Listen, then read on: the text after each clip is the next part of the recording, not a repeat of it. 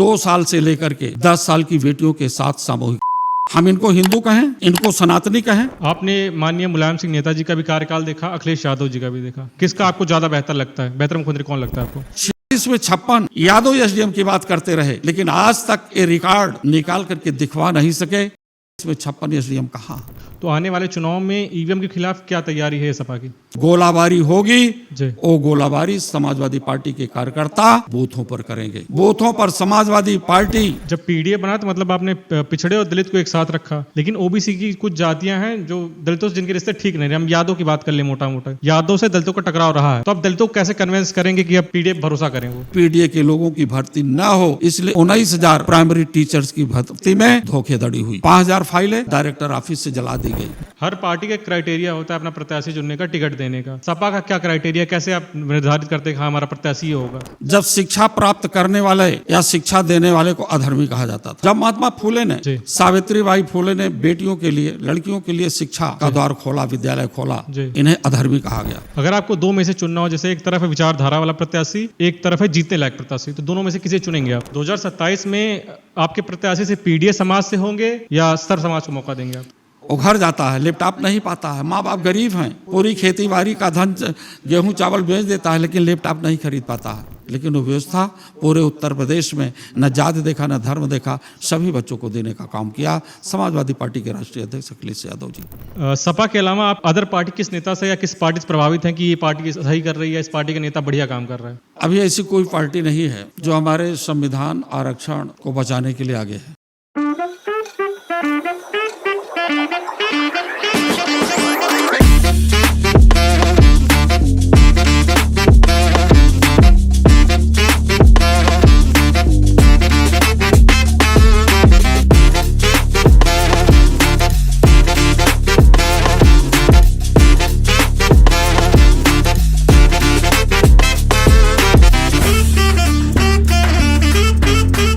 नमस्कार दोस्तों, मिट्टी की बात के 5वें एपिसोड में आपका बहुत बहुत स्वागत है।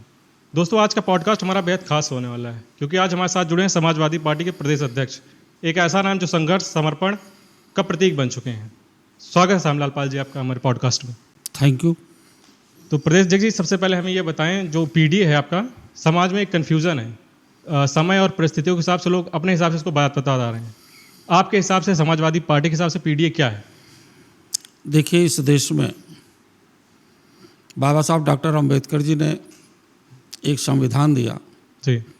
वह संविधान सभी जात धर्म के लोगों के लिए है जी। और उसी संविधान में जी।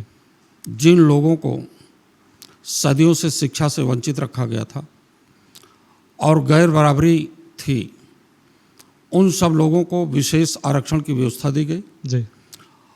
उसी आरक्षण की व्यवस्था के तहत वो आगे बढ़ सके जी। वास्तव में आज पूरा देश की आवाम वो पीड़ित है, वंचित है, और बाबा साहब डॉक्टर अम्बेडकर जी ने जो इतना अच्छा संविधान दिया जी, संविधान के इतने अच्छे आदर्श हैं, उन आदर्शों के बावजूद भी आज़ादी के 77 साल बाद आज पूरे देश के, चाहे वो विश्वविद्यालय हों, वहाँ पीडीए के लोग नहीं हैं। जी। इंजीनियरिंग कॉलेज हो, मेडिकल कॉलेज हो, यहाँ तक कि प्रधानमंत्री कार्यालय और मुख्यमंत्री कार्यालय में भी पीडीए के लोग नहीं हैं। जी। मैं वर्तमान सरकार से भी पूछना चाहता हूँ और पिछले दिनों की भी सरकारों से भी पूछना चाहता हूँ कि बाबा साहब की मंशा के अनुरूप जो शोषित वंचित पीड़ित समाज के लोग थे, जो पिछड़े हैं, अनुसूचित जाति के हैं, जनजाति के हैं, आदिवासी हैं, इनके लोग इन विश्वविद्यालयों में इनकी भागीदारी क्यों नहीं है? जी। ये बहुत बड़ा सवाल है। जी। वर्तमान सरकार लोगों के बीच नफरत का विष बो करके शासन सत्ता पर आई। जी। लोगों को नौकरियों का लालच दिया, उनके खाते में पैसा भेजने का काम किया। जी। किसानों को दुगनी आय का आश्वासन दिया। आज किसान भी पूरी तरह से बेहाल है। जी। 3 काला विधेयक जो इन्होंने किसानों के हित में लाया, किसानों ने उसे काला विधेयक कहा। जी पूरे देश में किसान अपने घरों से लेकर के ट्रैक्टर बैलों से सड़कों पर उतरे, किसानों का भी अपमान हुआ। तो इस प्रकार से पीडीए वह चीज़ है जो वास्तव में पिछड़ा है, वंचित है, अनुसूचित जाति से संबंधित है, आदिवासी है, दुखी है, ऐसे लोग पीडीए के अंतर्गत आते हैं। जी पीडीए बड़ा सवाल है जी और एनडीए भी है। जी आज लड़ाई पीडीए और एनडीए के बीच है, जी क्योंकि पीडीए की सोच सकारात्मक है, पॉजिटिव है, जी और एनडीए की सोच नकारात्मक है, निगेटिव है। जी इसी निगेटिव सोच के तहत संविधान के साथ बहुत बड़ा छलावा, लोकतंत्र के साथ पूरी तरह से धोखा, लोकतंत्र की हत्या, सरकारी नुमाइंदों के द्वारा पुलिस के बल पर इस देश में चुनाव हो रहा है। एसपी, डीएम, पुलिस इंस्पेक्टर, साथ ही साथ पीठासीन अधिकारी भी जबरदस्ती लोगों को वोट नहीं डालने देते। और खुद पीठासीन अधिकारी वोट डालने का काम कर रहा है इस सरकार में। जी। इससे पहले आप अध्यापक थे, फिर आप राजनीति में स्विच क्यों किया, क्या था? मैं इसके पहले अध्यापक था, अध्यापक के पहले स्टूडेंट था। जी स्टूडेंट्स पीरियड से ही हमारी राजनीति में रुचि रही। जी और मैं अपने विद्यार्थी जीवन में भी जो पीडीए समाज के महापुरुष हैं, जी जिन्होंने पीडीए के लोगों के उत्थान के लिए मार्गदर्शन किया, मैं उसी मार्गदर्शन के तहत उनके आदर्शों को लेकर के राजनीति में आया और आज भी वही चला रहा है। टीचर्स के रूप में, आज पॉलिटिक्स के रूप में प्रदेश अध्यक्ष हूँ। मैं संविधान बचाने वालों के साथ हूँ। संविधान को धोखा देने वाले, संविधान को खत्म करने वाले लोगों के खिलाफ जनता के बीच आवाज़ देने का काम कर रहा हूँ। सपा से पहले आप अपना दल में थे, जी। तो सपा की क्या नीतियां आपको पसंद आई कि आप अपना दल छोड़ के सपा में आए? फिर सपा की नीतियाँ बाबा साहब डॉक्टर अंबेडकर जी से रही, जी डॉक्टर लोहिया जी से रही, धरतीपुत्र मुलायम सिंह यादव जी से रही। अपना दल की भी वही पॉलिटिक्स थी, जी लेकिन अपना दल सामंतवादियों के साथ हो गया, जी इस देश की पूंजीवादी व्यवस्था का साथ देने लगा। जी इसीलिए मैं अपना दल छोड़ करके समाजवादी पार्टी में आया, जी जहाँ पर नेक विचार हैं, जी एजुकेशन की अच्छी व्यवस्था नेताजी ने दिया। जी मैं एक उदाहरण आपको बताना चाहूँ जी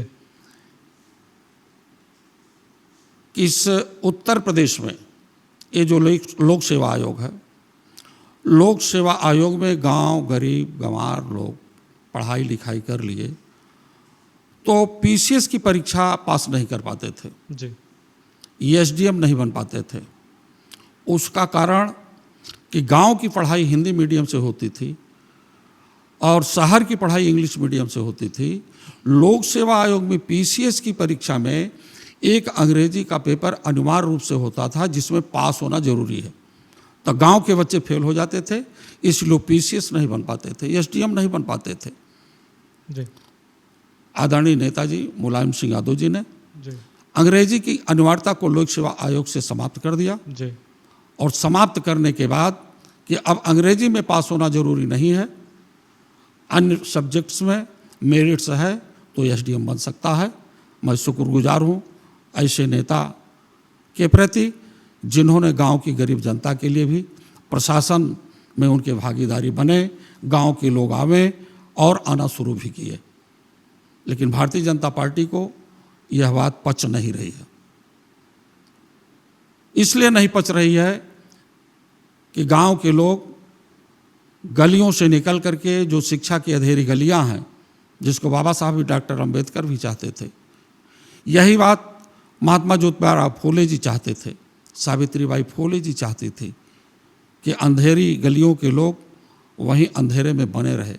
लेकिन धन्यवाद देना चाहूँगा ऐसे मनीषियों को, ऐसे सत्पुरुषों को जो वास्तव में सत्पुरुष हैं, राजनैतिक सत्पुरुष हैं, जिन्होंने एक सही रास्ता विकास का दिया सभी क्षेत्रों में, चाहे वो शिक्षा का क्षेत्र हो या किसानों की किसानी के लिए हो, व्यापारियों के लिए, महिलाओं के लिए, बेरोजगार नौजवान छात्रों के लिए बहुत बड़ा काम समाजवादी विचारधारा के लोगों ने किया। जी, समाजवादी ने कॉन्सेप्ट दिया पीडीए का। पीडीए में डी स्टैंड फॉर दलित। आप पिछली सरकारों का हमें कोई 3 काम बता दें जो स्पेसिफाइड दलितों के लिए किए हो समाजवादी पार्टी ने। समाजवादी पार्टी पिछड़ी जातियों के हक में काम किया जी, दलित जातियों के हक में काम किया जी, माइनॉरिटी के हक में काम किया और यहाँ तक कि जो पीड़ित उत्पीड़ित है उनके लिए भी काम किया। जो मैं आपको एक उदाहरण प्रस्तुत किया धरतीपुत्र नेताजी का। जी, गांव में अगड़े लोग भी रहते हैं जी, पिछड़े लोग भी रहते हैं, दलित समाज के लोग रहते हैं, माइनॉरिटी के लोग रहते हैं। जी, उन लोगों को पीसीएस बनने का अवसर दिया अंग्रेजी की अनिवार्यता को समाप्त करके, क्योंकि आज भी गांव में अंग्रेजी पुअर है, जी, गांव में अंग्रेजी की स्कूल नहीं है। जी, तो इसलिए नेताजी ने सभी धर्म वर्गों के लिए काम किया। उन्होंने जो 12 पास बेटियों के लिए कन्या विद्याधन योजना चलाई।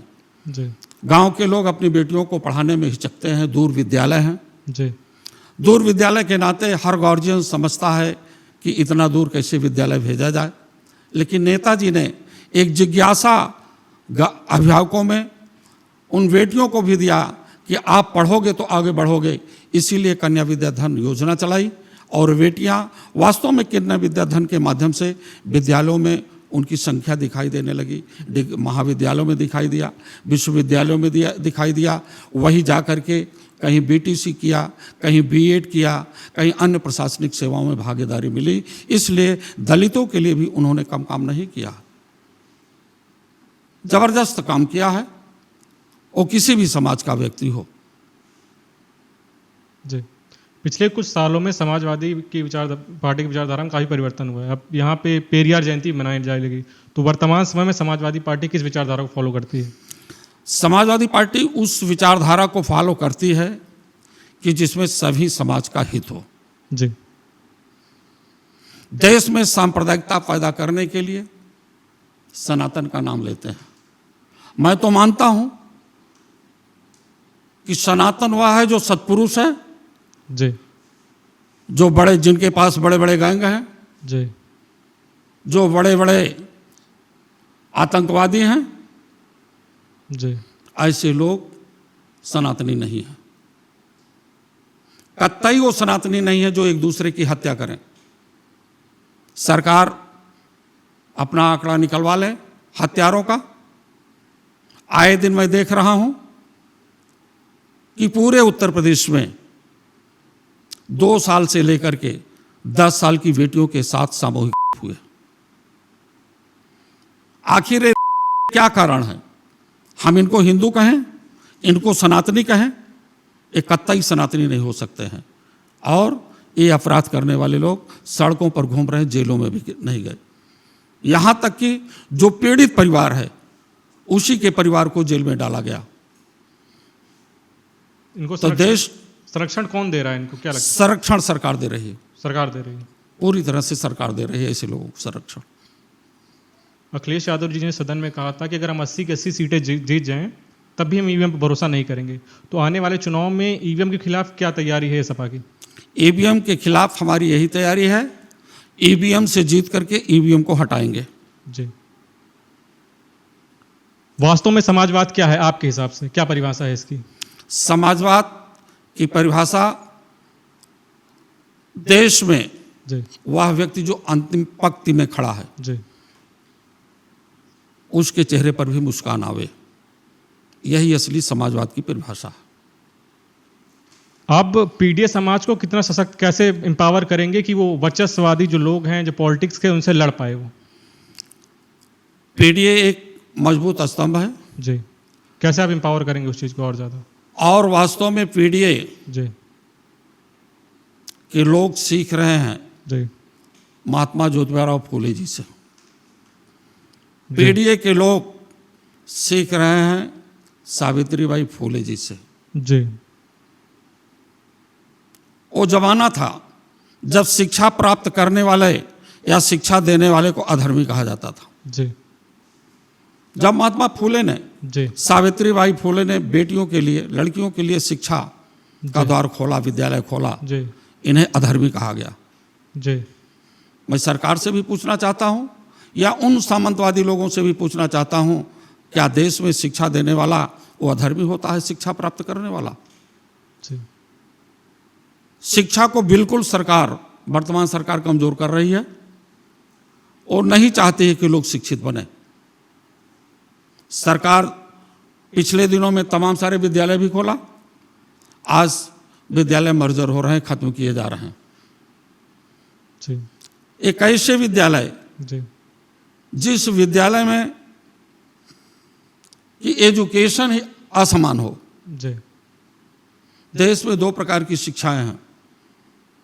माननीय प्रधानमंत्री जी एक देश में एक इलेक्शन की बात करते हैं। जी समाजवादी पार्टी और बाबा साहब डॉक्टर अंबेडकर, डॉक्टर लोहिया, धरती पुत्र नेताजी ने भी कहा जी एक देश में एक इलेक्शन नहीं, एक देश में एक प्रकार की एजुकेशन हो। जी हमारी एजुकेशन प्राइमरी स्कूल से ही गैर बराबरी चालू हो जाती है। जी हिंदी मीडियम में पढ़ने वाला बाइक रहता है और इंग्लिश मीडियम में पढ़ने वाला इंजीनियर बन जा रहा है, डॉक्टर बन जा रहा है, आईएएस बन जा रहा है, आईपीएस बन जा रहा। तो हमारी तो गैर बराबरी यहीं से है। मैं यही गैर बराबरी समाप्त करना चाहता हूं। समाजवादी पार्टी के राष्ट्रीय अध्यक्ष जी की यही मुहिम है। छत्रपति साहू जी महाराज जो कोल्हापुर में रहे हैं, बड़ी आस लगाई थी पीडीए समाज के लोग वहां। जी बहुत बड़ी आशा से देख रहे थे कि छत्रपति साहू जी महाराज कुछ करेंगे हम लोगों के लिए। जी निहार रही थी। छत्रपति साहू जी महाराज 26 जुलाई 1902 को 50% आरक्षण कोल्हापुर में दिया। जी आज उन्हीं की मंशा पर समाजवादी पार्टी के राष्ट्रीय अध्यक्ष 26 जुलाई को पूरे उत्तर प्रदेश के जनपदों में ही नहीं, पूरे देश के समाजवादी पार्टी के जहाँ जहाँ भी संगठन हैं, सभी कार्यकर्ताओं को आह्वान किया है कि 26 जनवरी को संविधान मान स्तंभ दिवस के रूप में मनाया जाए। छत्रपति साहू जी को याद किया जाए और आने वाले दिनों में छत्रपति साहू जी की ही विचारधारा, डॉक्टर अंबेडकर की विचारधारा और डॉक्टर लोहिया की विचारधारा से ही ये प्रदेश चलेगा और देश चलेगा। जी ये पीडीए की बनाई जरूरत क्या आन पड़ी? मतलब समाजवादी विचारधारा से पीडीए बड़ा है? समाजवादी विचारधारा एक ऐसा अनमोल विचारधारा है जी जिसमें सभी जात धर्म के लोगों के लिए है। जी लेकिन उसी समाजवादी विचारधारा में जी डॉक्टर लोहिया ने कहा जी 100 में 60 हिस्सेदारी पिछड़ों को मिलनी चाहिए। जी इसलिए उन्होंने अलग कर दिया कि ये पिछड़े समाज के लोग अपनी हिस्सेदारी नहीं पा रहे थे। जी संविधान में वही व्यवस्था है, सबकी हिस्सेदारी की बात, लेकिन इतना अच्छा संविधान होने के बावजूद भी सभी जाति धर्म के लोगों की हिस्सेदारी नहीं मिली। पीडीए के लोग न पीएमओ कार्यालय में हैं, न सीएमओ कार्यालय में हैं, न विश्वविद्यालयों में हैं, और यहाँ तक कि उत्तर प्रदेश की सरकार में प्राइमरी टीचर्स जो छोटी सी भर्ती होती है, पीडीए के लोगों की भर्ती न हो, इसलिए 19,000 प्राइमरी टीचर्स की भर्ती में धोखेधड़ी हुई। 5,000 फाइलें डायरेक्टर ऑफिस से जला दी गई। जी क्यों जला दी गई? इसलिए इंसाफ प्रतियोगी छात्रों के साथ नहीं हुआ, जी पीडीए के लोगों के साथ इंसाफ नहीं हुआ, इसलिए वो फाइलें जला दी गई। जी हाईकोर्ट ने भी कहा कि इसका फिर से निरीक्षण हो और जो काबिल लोग हैं, पात्र लोग हैं, उनको नौकरियां दिया जाए, अपात्र लोगों को हटाया जाए। जी लेकिन हाईकोर्ट के निर्देश के बावजूद भी वर्तमान सरकार उत्तर प्रदेश की बाइकडोर से सुप्रीम कोर्ट में भेज दिया। इसलिए ये पीडीए के साथ अन्याय हुआ। इसलिए वही समाजवादी विचारधारा पीडीए की मजबूती के लिए अच्छा कदम उठाया है और आगे चलेगा। क्या दलित समाज सपा को अपना परमानेंट घर मान सकता है? समाजवादी पार्टी के पीडीए पे भरोसा कर सकता है? 2024 के लोकसभा के चुनाव में जी जब संविधान खतरे में रहा जी और भारतीय जनता पार्टी के अच्छे अच्छे नेता जी 400 के पार की सीटें मांग रहे थे जी कि 2/3 बहुमत से संविधान को खत्म करेंगे, जी उसके अनुच्छेदों में बड़ा परिवर्तन करेंगे, लेकिन यही पीडीए के लोग, जिसमें दलित भी शामिल है, बढ़ चढ़ करके पूरे उत्तर प्रदेश की राजनीति में जी जहां समाजवादी पार्टी के वर्कर्स हैं, जी सभी लोगों ने दलित समाज के लोगों से भी मिला और दलित समाज के लोगों ने बढ़ चढ़ करके समाजवादी पार्टी के प्रत्याशियों को जिताने का काम किया। जी ओबीसी के अदर ओबीसी भी इन प्रत्याशियों को जिताने का काम किया। हमारी लगभग 10 सीटों पर सरकार के माध्यम से, निर्वाचन आयोग के माध्यम से बेईमानी हुई। नहीं, हमारे 37 के बजाय हमारी ये 47 सीटें होती। इसलिए पीडीए की मुहिम अब आगे और बढ़ रही है। हमारा कार्यकर्ता ये महसूस कर रहा है कि हम 2027 में जीते जरूर हैं, लेकिन अभी संविधान खतरे में है। लोक सेवा आयोग की नौकरियों में जिस प्रकार से आरक्षण की अनदेखी की गई, वो सब प्रतियोगी छात्र जान रहे हैं, चाहे पिछड़ी जाति के हों चाहे अनुसूचित जाति के हों। इन्होंने तो नफरत का खेल खेला, समाजवादी नेताओं के प्रति भड़काने का काम किया। 56 में 57 एसडीएम, आज तक उत्तर प्रदेश के मुख्यमंत्री जी सदन में जब प्रतिपक्ष के नेता आदरणीय अखिलेश यादव जी थे, सवाल किया, जवाब नहीं दे पाए।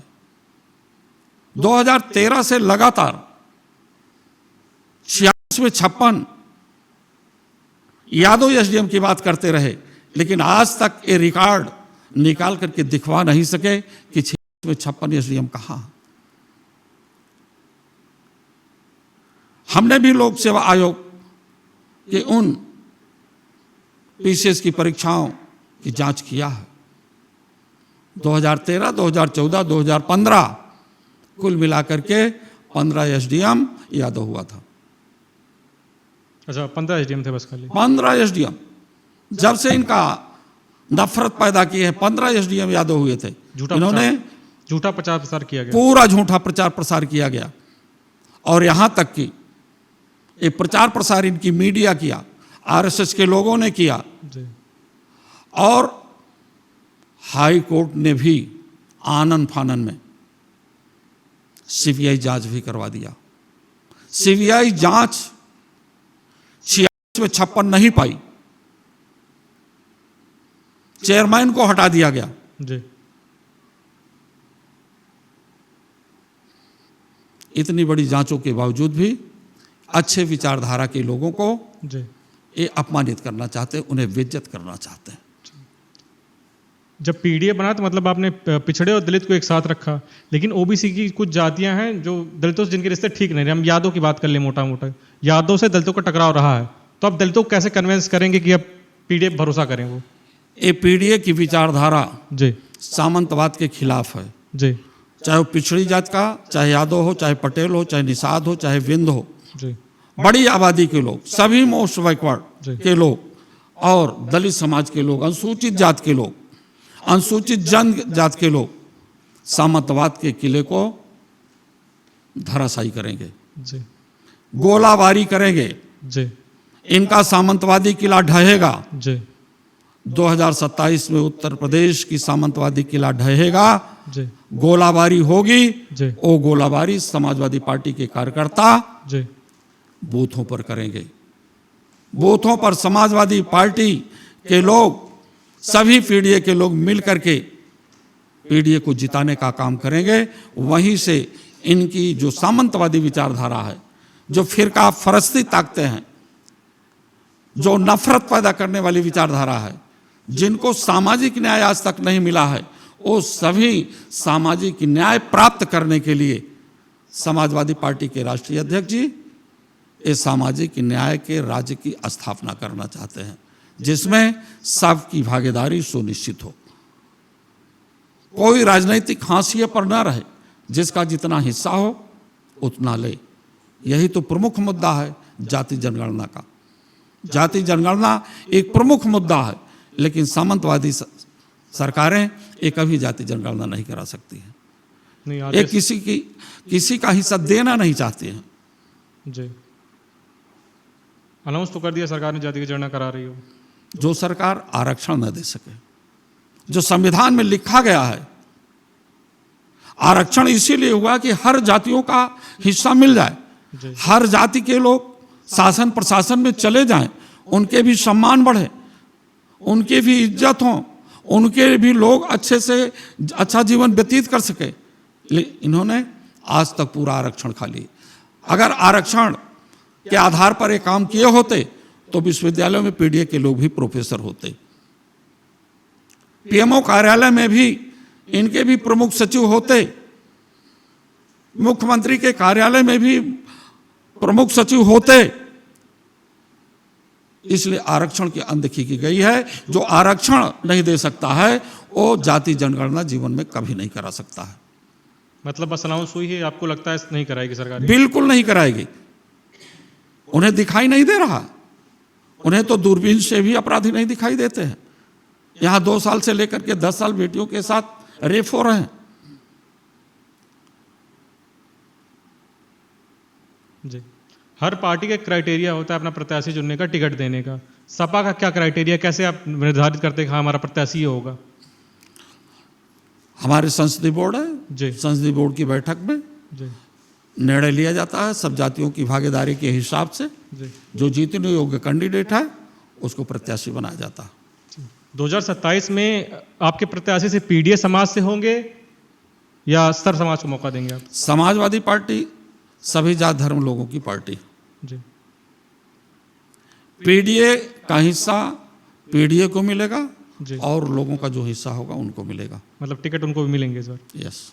आपके हिसाब से जब आप टिकट देते हैं तो क्या जातीय समीकरण देखते हैं या विचारधारा वाला प्रत्याशी प्रेफर करते हैं कि हम विचारधारा जो जुड़ा हो उसको प्रेफर करेंगे? कैंडिडेट बनने में कई कैटेगरी होते हैं, कई दृष्टिकोण होते हैं, जी, उस हिसाब से कैंडिडेट बनाया जाता है। उसमें जाति समीकरण भी होता है और तमाम सारी चीज़ें होती हैं, विचारधारा होता है, तमाम सारी चीज़ों को देख करके ही तभी प्रत्याशी बनाया जाता है। 2027 के चुनाव में आप कांग्रेस के साथ लड़ेंगे या अकेले सपा? जो बाबा साहब डॉक्टर अम्बेडकर को संविधान बचाने के लिए आगे आएगा, जी, समाजवादी पार्टी उसके साथ चुनाव लड़ेगी। जी, और संविधान के खिलाफ जो होगा उसके साथ चुनाव नहीं लड़ेगी। संविधान कहता है कि देश के शोषितों वंचितों का भी विकास हो, उनके लोग भी आगे जाएं। जो इस विचारधारा का होगा समाजवादी पार्टी उसके साथ मिलकर के चुनाव लड़ेगी। 2019 में गठबंधन हुआ था सपा का बसपा के साथ, क्या 27 में कुछ है उम्मीद कि बसपा के साथ आएगी या बसपा के साथ लड़ने का विचार है? समय आ जाएगा, देखा जाएगा विचारधारा। सपा के अलावा आप अदर पार्टी किस नेता से या किस पार्टी से प्रभावित हैं कि ये पार्टी सही कर रही है, इस पार्टी का नेता बढ़िया काम कर रहा है? अभी ऐसी कोई पार्टी नहीं है जी, जो हमारे संविधान आरक्षण को बचाने के लिए आगे है। जी, इसलिए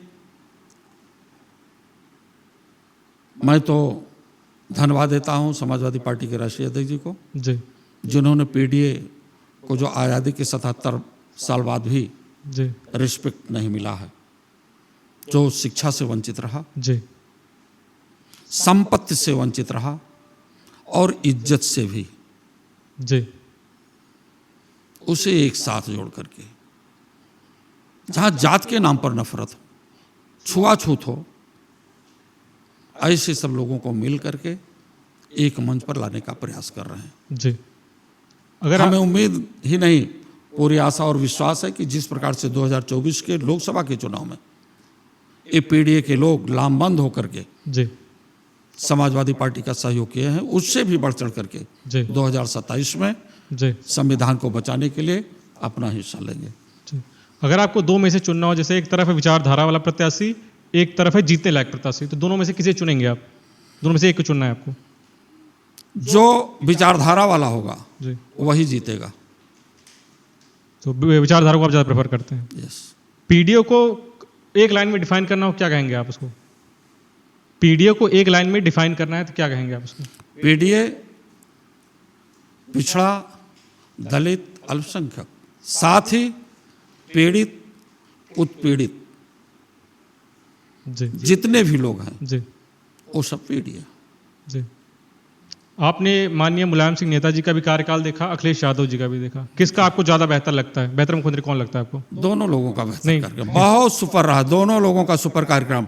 नेताजी ने जहां बेटियों के लिए कन्या विद्या धन दे करके घर से निकाला, विद्यालय की चारदीवारी में भेजा, जी वहीं पर जब मुख्यमंत्री 2012 से लेकर के 17 के बीच में आदरणीय अखिलेश यादव जी रहे, जी और भी अधिक जी आगे बढ़ाने के लिए बच्चों को लैपटॉप देने का काम किया। गरीब बच्चों के पास पुस्तक नहीं है, जी ग्रेजुएशन करने के बाद तो कंपटीशन का हालचाल ही नहीं जानते हैं। एक दो साल तो उनको इधर उधर घूमते टहलते लग जाता है कि संघ लोक सेवा आयोग और लोक सेवा आयोग क्या है। उन्होंने लैपटॉप दे करके तमाम प्रशासनिक सेवाओं की तैयारी के लिए, डॉक्टर्स, इंजीनियर बनने के लिए लैपटॉप दिया, और जिसको भारतीय जनता पार्टी ने झुनझुना बता दिया। जी। अब कोई भी बच्चा कंपटीशन से नीट की परीक्षा क्वालिफाई कर ले, इंजीनियरिंग पास कर ले, हो जाता है जब कॉलेज में प्रवेश के लिए तो प्रिंसिपल साहब यही कहते हैं कि बेटा लैपटॉप की ज़रूरत है। वो घर जाता है, लैपटॉप नहीं पाता है, माँ बाप गरीब हैं, पूरी खेती बाड़ी का धन गेहूं चावल बेच देता है, लेकिन लैपटॉप नहीं खरीद पाता है। लेकिन वो व्यवस्था पूरे उत्तर प्रदेश में न जाति देखा न धर्म देखा, सभी बच्चों को देने का काम किया समाजवादी पार्टी के राष्ट्रीय अध्यक्ष अखिलेश यादव जी जब चीफ मिनिस्टर रहे हैं। जी। अब तक का आज़ादी के बाद सबसे बेहतर प्रधानमंत्री आपको कौन लगता है, क्यों? बेहतर प्रधानमंत्री जो थोड़े समय के लिए बन गए थे, कौन? चौधरी चरण सिंह जी। क्या नीतियाँ उनकी आपको पसंद हैं? किसानों की नीतियाँ, जैसे गरीबों की नीतियाँ। बताएं थोड़ा उसके बारे में। गन्ना किसान बेचारा मर रहा था, अपना दाम भी नहीं पा रहा था, किसानों का बड़ा आंदोलन होता था। जी आज भी वही हाल है, किसान मर रहा है, अपना गन्ना बेच दिया है, पैसा नहीं पा रहा। जो किसानों के प्रमुख नेता रहे, उसी लाइन पर माननीय नेताजी रहे धरतीपुत्र मुलायम सिंह यादव जी। जी। प्रधानमंत्रियों की कड़ी में चौधरी चरण सिंह से अच्छा हमें प्रधानमंत्री कोई नहीं मिला। जी। सर, हमारे पॉडकास्ट का नाम है मिट्टी की बात, तो आज हमारे साथ आपका अनुभव कैसा रहा पॉडकास्ट? बहुत अच्छा अनुभव रहा। आप लोगों के सद्व्यवहार, सद्विचार बहुत सुपर हैं। हमें उम्मीद है कि इसी प्रकार से आप लोगों के विचार जो जनता के हित में जाएगा वो वास्तव में फलीभूत होगा। गरीब जनता का आशीर्वाद सबको लगता है। बहुत